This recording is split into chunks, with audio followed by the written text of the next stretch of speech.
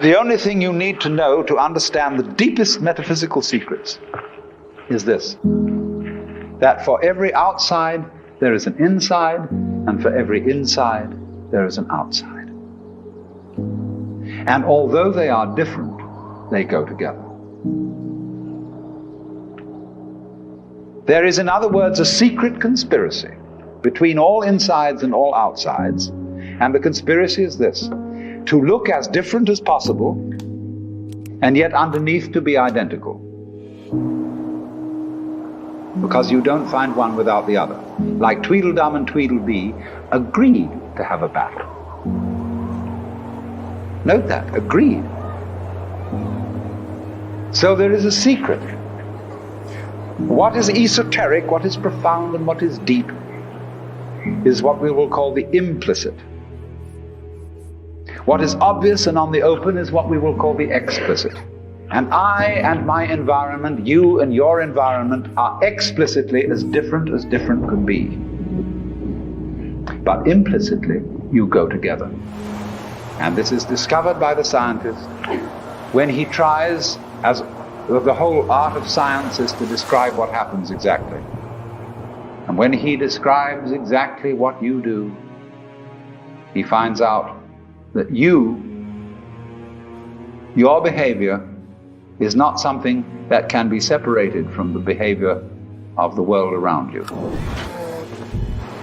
He realizes then that you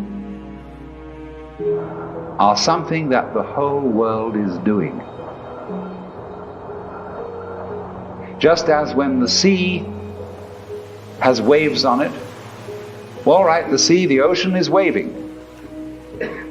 And so each one of us is a waving of the whole cosmos, the entire works, all there is.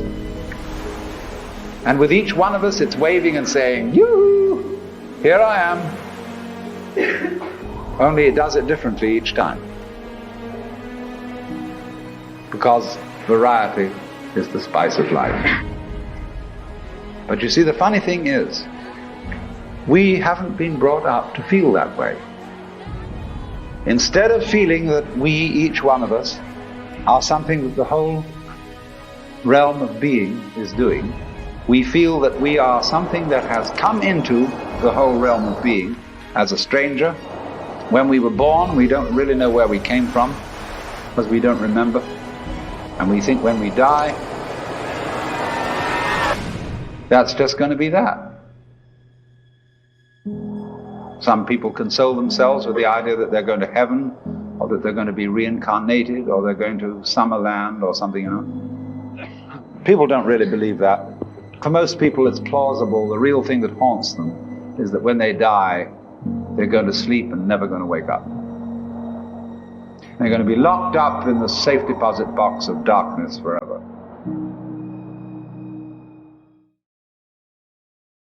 But that all depends, you see, upon a false notion of what is oneself. Now, the reason why we have this false notion of ourselves is, as far as I can understand it, that we have specialized in one particular kind of consciousness. Being very general, rough, we have two kinds of consciousness. One I will call the spotlight, and the other the floodlight. The spotlight is what we call conscious attention, and that is trained into us from childhood as the most valuable form of consciousness. When the teacher in class says, "Pay attention," everybody stares and looks fast at the teacher like that. That's spotlight consciousness. Fixing your mind on one thing at a time. Concentrate. And even though you may not be able to have a very long attention span, nevertheless you concentrate. You use your spotlight, one thing after another, flip, flip, flip, flip, flip, flip, flip, flip, like that. But we also have another kind of consciousness, which I'll call the floodlight. For example, you can drive your car for several miles with a friend sitting next to you, And your spotlight consciousness will be completely absorbed in talking to your friend.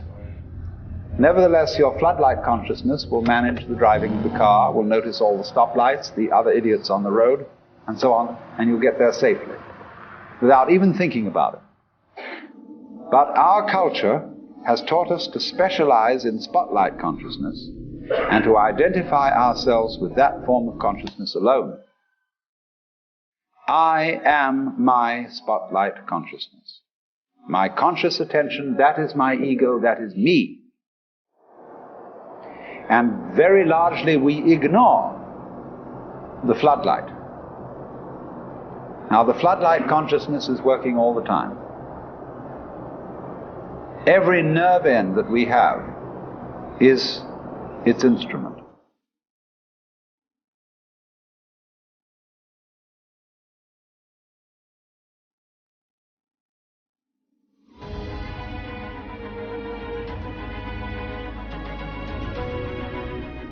Now, because we have been brought up to identify ourselves with the spotlight consciousness, and the floodlight consciousness is undervalued, we have the sensation of ourselves as being just the spotlight. Just the ego that looks and attends to this and that and the other. And so we ignore and are unaware of the vast, vast extent of our being. People who by various methods become fully aware of their floodlight consciousness have what is called a mystical experience or a cosmic consciousness, because they discover that the real deep, deep self, that which you really are, fundamentally and forever, is the whole of being. All that there is, the works, that's you. Just as a sun or star has many rays, so the whole cosmos expresses itself in you, in you, in you, in you, in you, with all the different variations. It dances with infinite variety. But every single dance that it does, that is to say, you, is what the whole thing is doing. But you see, we forget it. We don't know. We've been brought up in a special way, so that we are unaware of the connection. The external world is your own body extended.